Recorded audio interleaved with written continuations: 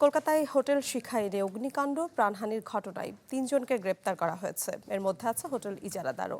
এদিকে নিহত বাংলাদেশিদের মরদেহ দেশে আনার প্রক্রিয়া শুরু করা হয়েছে। আজ স্বজনদের কাছে মরদেহ হস্তান্তরের কথা রয়েছে। নগদ নিয়ে এলো হার না মানা হার অফার।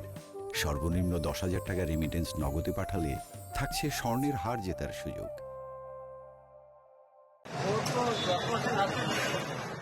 মির্জা গালিব স্ট্রিটের 5তলা ভবনের 3য় তলায় ঘুপচি 5 রুম নিয়ে চলছিল হোটেল শিখাইন। এখানেই মঙ্গলবার গভীর রাতে আগুনে প্রাণ হারান 9 জন। তাদের 7 জন বাংলাদেশি। অগ্নিকাণ্ডের পর বিস্তর গলদ এবং অনিয়মের অভিযোগ উঠে এসেছে এ হোটেল ঘিরে। প্রাথমিক তদন্তে জানা যাচ্ছে শিখাইনে ছিল না ফায়ার ছাড়পত্র। জরুরি বের হওয়ার একটি পথ দেয়াল তুলে বন্ধ করে দেয়া হয়েছিল। এই দুর্ঘটনায় বেঁচে ফেরা গাজীপুরের বাসিন্দা আসাদুজ্জামানের বয়ানে উঠে এলো ভয়াবহ অভিজ্ঞতার কথা। আগুন লাগার কিছুক্ষণ পরে যখন চিল্লাচিল্লি হচ্ছে তখন আমি বেরে সামনে আসতে দেখি আগুন, তখন আমরা পিছনে আসিনি। বেশ আমাদের রুমে, আমার পাশের রুমে কিছু লোক ছিল, তারা আমরা ভিতরের দিকে চলে গেছি। অগ্নিকাণ্ডের ঘটনায় গ্রেপ্তার করা হয়েছে আবু জাফর নামে এক ব্যক্তিকে। হোটেল শিখাইন তার নামে ইজারা নেওয়া হয়েছিল।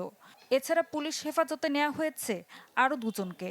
হোটেলের মালিক বীরেশ্বর মিত্রের এখনো কোনো সন্ধান মেলেনি। নিহতদের মরদেহ রাখা হয়েছে কলকাতা মেডিকেল কলেজের মর্গে। ময়নাতদন্ত শেষে পরিবারের কাছে হস্তান্তর করা হবে মরদেহগুলো। এরই মধ্যে বাংলাদেশ থেকে কয়েকটি পরিবারের সদস্য কলকাতায় গেছেন। বাড়ির ফ্যামিলি লোকে একে ও ছিল, সংসার চালাতো। হ্যাঁ, এখন মা আছে, একটা ভাই আছে, একটা বোন আছে। কোন কে দেখবে? বাবা নেই, বাবা 5-6 মাস আগে মারা গেছে।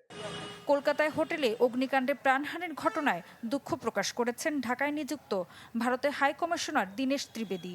আজ সচিবালয়ের স্বাস্থ্যমন্ত্রীর সাথে সাক্ষাতের পর তিনি বলেন, এ ব্যাপারে যথাযথ ব্যবস্থা নেওয়া হবে।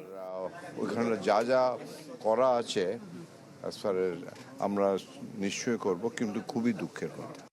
ঋতু সাহা, চ্যানেল 24।